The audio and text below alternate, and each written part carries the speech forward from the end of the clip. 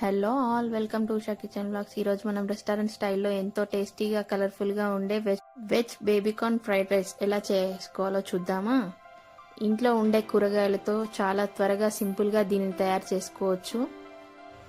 ముందుగా పొడి పొడిగా ఉడికించి పెట్టుకున్న బాస్మతి రైస్, నూనె, క్యాబేజ్, బీన్స్, క్యారెట్,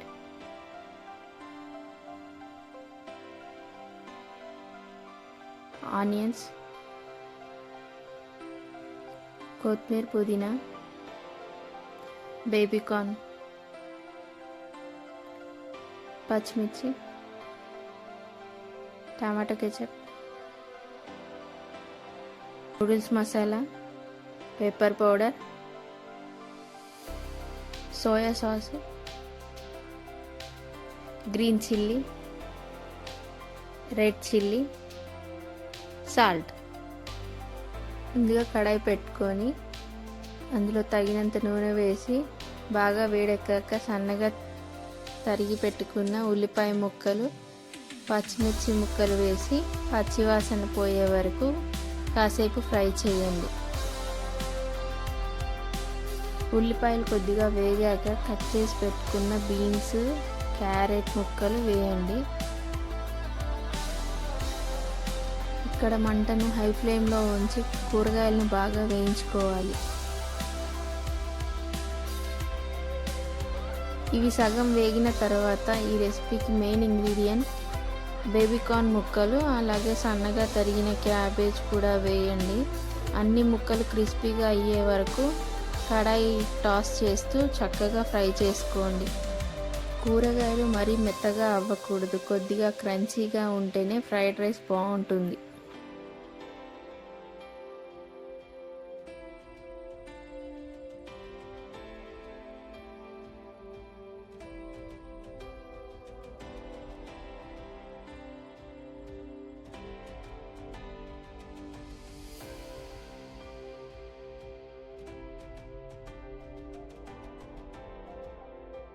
కొద్దిగా పుదీనా వేసి మిక్స్ చేసుకోండి.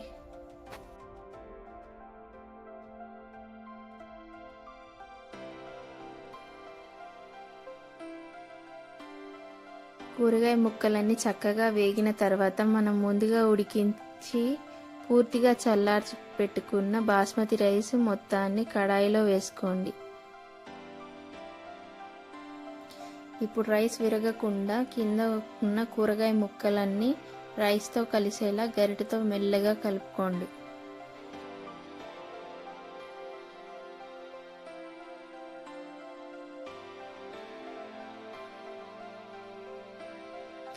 అన్నం బాగా కలిసిన తర్వాత ఇందులో tomato ketchup, red chilli sauce, green chilli sauce, soya sauce ఒకదాని తర్వాత ఒకటి క్వాంటిటీని బట్టి వేసుకోండి.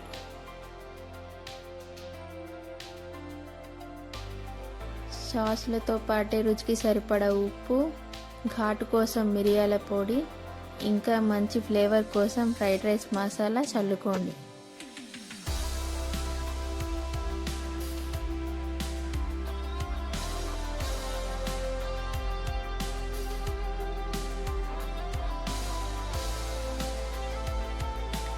ఇప్పుడు మంటను హై ఫ్లేమ్లోనే ఉంచి సాసులు, మసాలాలన్నీ రైస్కు పట్టి డ్రై అయ్యేలా ఒక 2 నుండి 3 నిమిషాల పాటు బాగా టాస్ చేస్తూ కలుపుకోవాలి. ఫ్రైడ్ రైస్కు ఆ స్మోకీ ఫ్లేవర్ వస్తేనే టేస్ట్ అదిరిపోతుంది.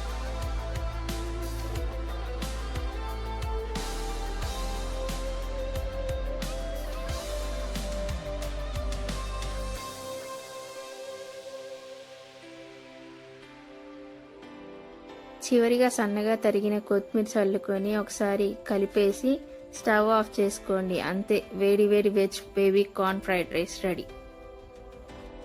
చూసారుగా, వేడి వేడి వెజ్ బేబీకార్న్ ఫ్రైడ్ రైస్ ఎంత కలర్ఫుల్గా, లుక్ ఎంత బాగుందో. సాస్ల పులుపు, మిరియాల పొడి ఘాటు, మధ్య మధ్యలో పంటికి తగిలే బేబీకార్న్, క్యారెట్ ముక్కలు క్రంచీనెస్ అన్నీ కలిసి టేస్ట్ మాత్రం నెక్స్ట్ లెవెల్లో ఉంటుంది. దీనిని వేడివేడిగా ప్లేట్లోకి సర్వ్ చేసుకొని పైనుంచి కొద్దిగా నిమ్మరసం పిండుకొని ఉల్లిపాయ ముక్కలతో తింటే అమృతంలా ఉంటుంది.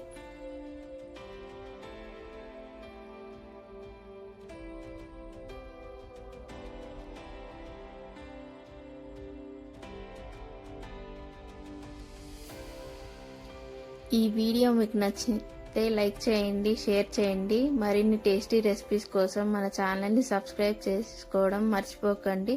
Thanks for watching.